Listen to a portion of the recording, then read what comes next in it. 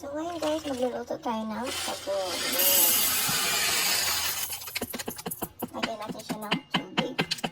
So, ayun guys, magluluto tayo ngayon ng sago. Ayan, nilagyan ko siya ng tubig. Ayan, lulutuin na natin siya. So, ito guys, meron tayong glutinous rice flour. Ayan. Itong gagawin natin bilo-bilo. At lalagyan lang tayo ng 2 cups. Ayan, 1,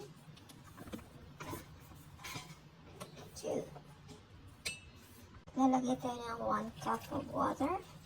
And mix natin siya guys. Ayan. So ito guys, marami siya. Hatiin natin siya. Ayan. Para isa, lagyan natin siya ng food coloring. Ayan. Ito guys, maglalagay tayo ng food coloring. Ayan. So ayan na guys, nagpo-purple na siya. Ayan. Mix lang natin ng maayos. So ito na guys, bilog-bilogin na natin yung ating rice flour. Ayan. Ganito lang siya guys.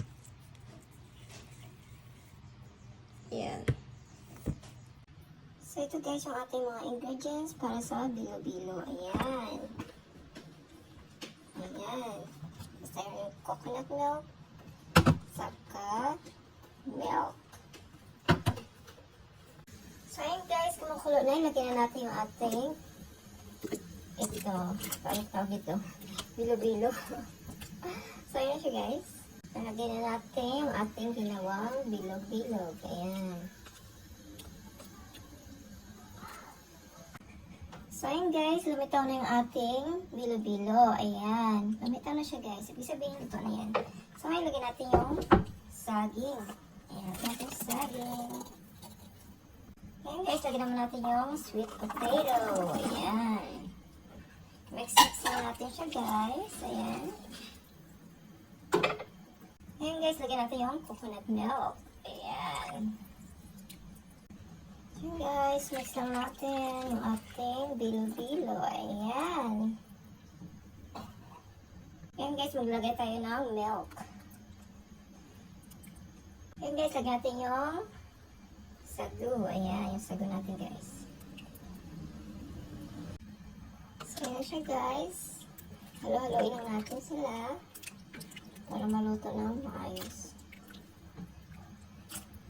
So yun guys, mag-a-add tayo ng sugar. Ayan. Mix natin siya guys.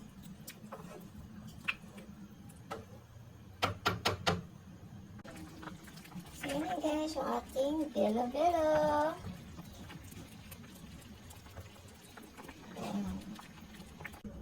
So, ito na guys, yung ating bilo-bilo. Ayan, luto na siya guys. Masarap siya guys. Super yummy. Wala siyang langka guys kasi hindi ako makahanap ng langka. So, ayun siya guys.